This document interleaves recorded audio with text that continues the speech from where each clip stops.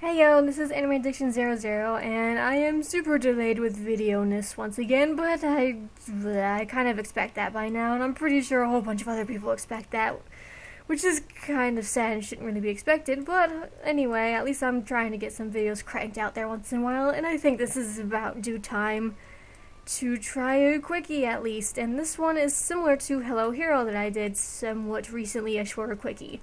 And similar, I mean, because this is originally a mobile game, but since it has Facebook integration, now I can show you with actual recording and stuff, because I don't have fancy recording for phone stuff otherwise. But anyway, this one is Castleville Legends, developed and published by Zynga. And if that name is familiar to you, because there's a base game called Castleville, and also they do a whole bunch of other villes, like Farmville, Farmville 2, Chefville, Coasterville, and all types of villes under the sun. So, if you've played Castleville, you might be familiar with the concept, but this one's a little bit different. Buying and selling things and crafting is still a big component, but it's just a bit simpler to try and probably match the mobile pick up and play and then done market type of thing.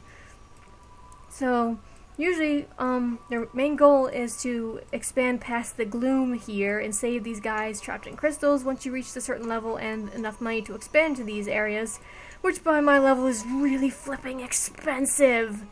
Oh my goodness. Those are some big numbers right there. So, to do that, you usually get workshops, which you buy in the shop, indicated by the little wheelbarrow over here.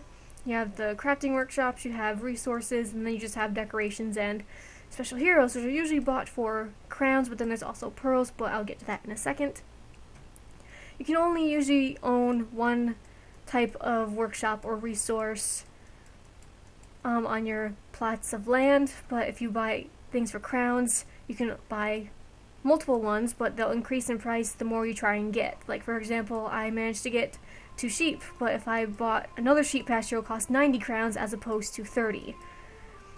And crowns, I mentioned, are the paid-for currency, so if you click that, you can buy some for set amounts of money, but you can also, if you're patient, you'll get crowns once in a while from quests and special quests, and sometimes if you're lucky, this daily spin by the mermaid here, so you can get coins and resources, crowns sometimes, or just readily crafted items so you don't have to worry about crafting it and you can sell it right away. So how you go about selling the crafted items that you craft in these workshops, such as this, is that you go to these caravans mainly, and you'll get more caravans as you expand your land more, and each one has a different theme type of thing. This is the first caravan you get, so they have relatively early based items that she'll want to buy, and if there's nothing that you're really interested in selling her, or you want to hope that she can ask for something else, you can press this X here, and then a new offer will appear in 10 minutes. Or you can speed it up for 3 crowns for it to appear instantaneously, or instantly, blah blah blah. Cannot talk, I'm not used to talking, that's also pretty sad. So, the way you get the resources is also buying them in the shop, as I mentioned, and also going to these special dungeon areas and having your heroes explore them. And depending on the heroes you're sending, the treasure drop weights, wabbit hunting, treasure drop rates will increase or even decrease. So Yvette has a pretty high chance to get Stardust, and always will find an opal. And he significantly also increases the chance of Stardust, so if you mix and match it, you'll find some things will be a little bit better or worse, and probably should mix around and see which things you want more. And each dungeon has a certain amount of time it will be completed, but you can also spend crowns to speed up the process. This one's only like 3 minutes, there's one for like 2 hours, there's one for 12 hours, so you can be patient, or you can, spend money to increase it. They recently added these things, for speed ups, though I didn't get the update very much, but I think you can send them to friends at certain points, and then they can speed up their stuff, but it takes room in your warehouse, which is where you'll be keeping all of your stuff, and you're going to need the room. I'm probably not very good at inventory management because I try to stock up on things, but yes, you will be needing the room. But if it starts to get too full, excess will appear in some of your inventory, and you can start to delete some, which may be worth it if you don't really need something right away. I'm not sure if I need all that stuff though, but you can upgrade the storage with always 10 logs so far anyway. Every warehouse upgrade increases storage capacity by 10, and you can buy hinges or gold padlocks with crowns, or if you're lucky, you'll find them in the sea trading area, or you can find them after exploring somewhere with your heroes, but they're very low drop rate usually. So the sea trading thing is where you can sell goods to people online all over the place, up to 3 things, possibly more, but I haven't gotten that far, or I'm not quite sure how, because I think I saw people that could sell more. Like, you have up to 4 slots, so you might be able to buy more slots, or maybe it just increases naturally with level. So sea trading is just where you can buy and sell with people online, with your friends, or with people specifically in your alliance. I'm not sure if I mentioned this because I'm all over the place and I'm very rusty and out of practice, as you can probably tell, but the alliance is kind of like a mini guild system. You make or join this type of guild, and people in your alliance can chat lightly, and they can request and send knights to each other, and knights are just a temporary hero that will take a spot here and will stand in front of your castle, and you can just send an extra hero somewhere. So it helps if you've already sent your heroes a whole bunch of places. So yeah, pretty much the goal is just to expand the Gloom and make as much money as possible to keep doing that. So it's not really too much to the game, but it's a nice simple game to probably play on the phone once in a while.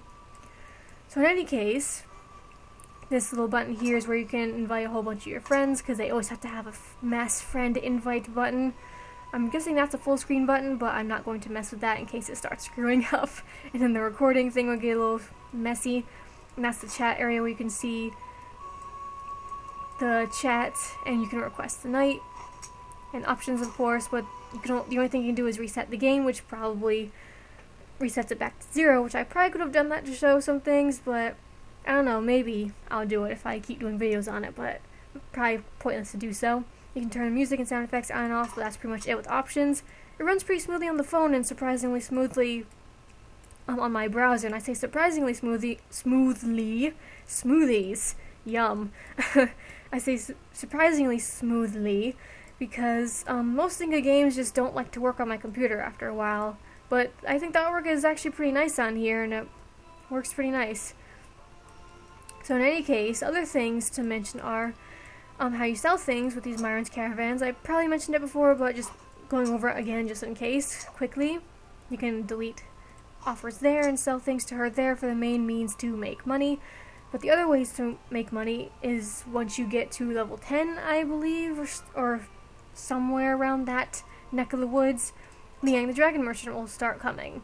And once he starts coming, he'll also buy individual goods and usually want up to 6 things at a time, and with a 15 or 16 hour time limit.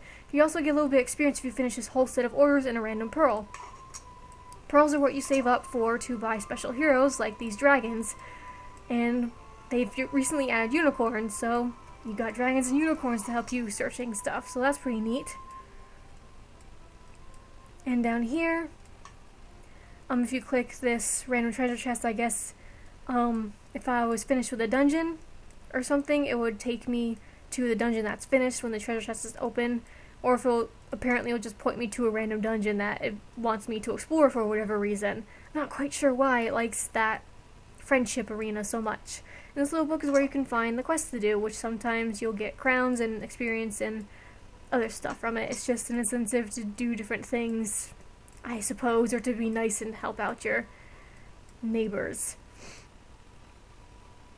So I'm pretty sure that's the gist of it. You just get more resources to craft more things, and then you expand your kingdom and then get more stuff to craft more things.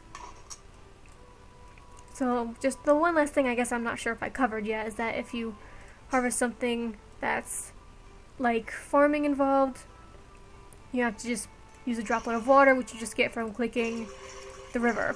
And it does not take place in your inventory, but you don't ever see how much water you have for some reason. So if I'm just running out of water, because it will tell you if you don't have any water left, I just mass click it until I have a whole bunch of water, I assume, and then it'll last for a while of a whole bunch of watering farmliness. As far as crafting goes, I probably didn't mention this, even though it's really important. Each crafting thing takes a certain amount of time, which will tell you here, and the resources are on the left. Usually you drag and drop it to like the center for the phone, but here I'll just have to press start and it'll just start. Because, you know, drag and dropping would probably be, I guess, just would be weird for this type of thing.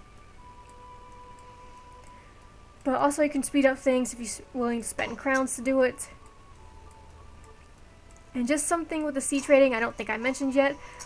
In my opinion, I think the best way to use a seed rating is to craft things that aren't too difficult or out of your reach to craft, but something that Myra doesn't ask for, but might be in high player demand. For example, I think apple oatmeal or creamy oatmeal is usually fairly high in demand because Liang wants it fairly frequently. So you can either stockpile it for yourself or try and sell it to other people. You could sell it for the full price, but I usually sell it for a little bit of a reduced price, so hopefully you'll get a little bit more attention. And you know, since I'm selling it in general and I can already sell things to Myra, I'm still making money for something that she originally doesn't want. So that's just my 2 cents on it. It's probably not the best way to make use of it, but oh well. Use it as you wish if you wish to play it, and since it's free to play, you can play it for as little as long as you like.